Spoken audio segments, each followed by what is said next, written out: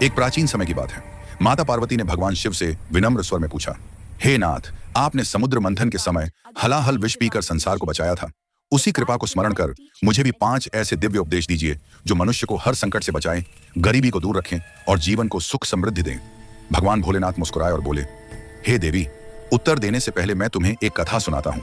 इस कथा में तुम्हारे सारे प्रश्नों का जवाब स्वयं प्रकट हो जाएगा। फिर उन्होंने कथा शुरू की।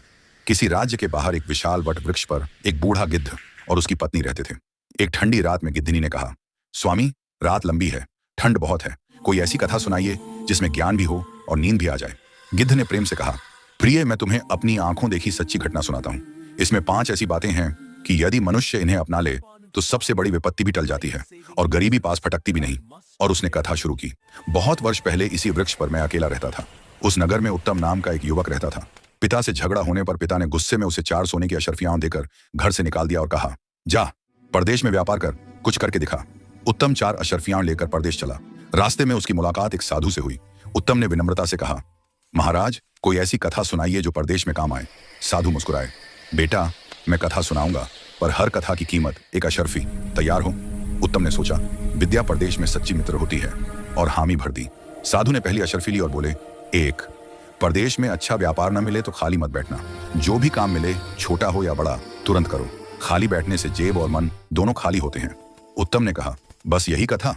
साधु बोले, अब दूसरी चाहिए तो एक और अशर्फी। इस तरह 4 अशर्फियों के बदले साधु ने 4 उपदेश दिए। 1, परदेश में खाली मत बैठो, कोई ना कोई काम करते रहो। 2, कभी पराया धन छल कपट से न हड़पो। 3, किसी का गुप्त भेद जान जाओ तो तीसरे को कभी ना बताओ। 4, राह में कोई प्रेम से 2 पल बैठने को कहे तो जरूरी काम होते हुए भी बैठ जाओ। वे 2 पल कभी कभी पूरी जिंदगी बचा लेते हैं। फिर साधु ने मुफ्त में 5वीं बात दी। 5, दुराचारी स्त्री पर कभी भरोसा मत करना, उसका मन समुद्र से भी गहरा और टेढ़ा होता है। उत्तम के पास अब एक भी पैसा नहीं बचा। वह एक नए नगर पहुंचा। वहां राजा चक्रदत्त के अस्तबल में एक नौकर अनंगपाल की बीमार मां के कारण उत्तम ने 1 महीने के लिए 10 घोड़ों की देखभाल का काम ले लिया। दूसरे नौकर राजा से मिलने वाले 20 किलो चने में से 15 किलो बेचकर शराब पीते थे, घोड़ों को भूखा रखते थे। उत्तम ने साधु की दूसरी बात याद की, पराया माल चुराना पाप है, और पूरा दाना घोड़ों को खिलाया। 1 महीने में उसके घोड़े चमकने लगे, बाकी सब दुबले पड़ गए। राजा ने घुड़दौड़ कराई तो सबके घोड़े लड़खड़ाए। उत्तम के घोड़े उड़ने लगे। राजा क्रोधित हुए, बाकी नौकरों की पोल खुली। उत्तम ने सब बता दिया। राजा ने सब नौकरों को सजा देने वाले थे। उत्तम ने माफी मांगी। राजा ने उत्तम को अस्तबल का मुख्य निरीक्षक बना दिया और महीने की 10,000 अशर्फियां तनख्वाह तथा 1 हीरे की अंगूठी दी। अनंगपाल जब लौटा तो जलन के मारे आग हो गया। उसी रात राजकुमारी चंद्रप्रभा, जो गुप्त रूप से अनंगपाल से प्रेम करती थी, मिलने आई। उत्तम ने संयोग से उन्हें देख लिया। अनंगपाल ने राजकुमारी से कहा, उत्तम को रास्ते से हटाओ। राजकुमारी ने अगली सुबह झूठा रो रो कर पिता से कहा कि उत्तम ने उसके साथ बदतमीजी की कोशिश की। राजा क्रोध में आग हो गए। बेटी की बदनामी न हो इसलिए खुले दरबार में सजा न देकर चुपके से मरवाने का प्लान बनाया। नगर के बाहर डूंगर कसाई को बुलवाया और कहा, मैं एक आदमी भेजूंगा, उसका सिर काटना, फिर दूसरा आदमी भेजूंगा, उसे वह सिर दे देना। राजा ने उत्तम को बुलाया और कहा, एक गोपनीय काम से कसाई के पास जाना, जो दे ले आना। उत्तम चल पड़ा। रास्ते में कुछ साधु भजन कर रहे थे। एक साधु ने प्यार से कहा, बेटा, 2 मिनट बैठकर हरिनाम सुन जा। उत्तम ने सोचा, काम बहुत जरूरी है, लेकिन तभी साधु की चौथी बात याद आई, कोई प्रेम से बुलाए तो जरूर बैठना। वह रुक गया, भजन सुना। इधर राजा ने अनंगपाल को देख लिया और सोचा, अभी तक उत्तम नहीं लौटा, अनंगपाल ही सिर ले आए, और उसे भेज दिया। अनंगपाल पहले पहुंचा। कसाई ने समझा यही वह शिकार है, एक बार में सिर काट दिया। कपड़े में बांधकर इंतजार करने लगा। उत्तम भजन के बाद आया। कसाई ने वही पोटली थमा दी। उत्तम पोटली लेकर राजा के पास पहुंचा। जैसे ही पोटली खोली, अनंगपाल का कटा सिर।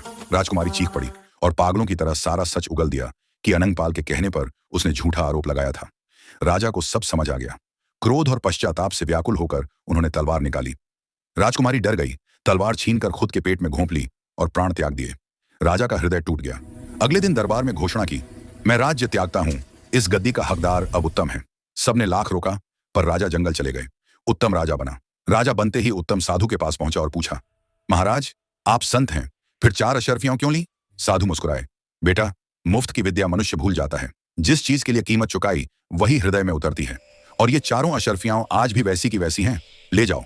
उत्तम ने माथा टेका और लौट गया। भगवान शिव ने कथा समाप्त कर माता पार्वती से कहा, हे पार्वती, इसी कथा में वो 5 अनमोल बातें छिपी हैं। 1, परदेश में खाली मत बैठो। 2, पराया धन छल से न लो। 3, किसी का गुप्त भेद उजागर न करो। 4, कोई प्रेम से बुलाए तो 2 पल रुक जाओ। 5, दुराचारी स्त्री पर भरोसा मत करो।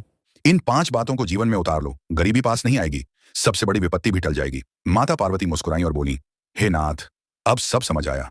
इसलिए मित्रों, ये 5 बातें आज भी उतनी ही सच्ची हैं। इन्हें जीवन में उतारिए, संकट अपने आप दूर हो जाएंगे। जय भोलेनाथ, हर हर महादेव।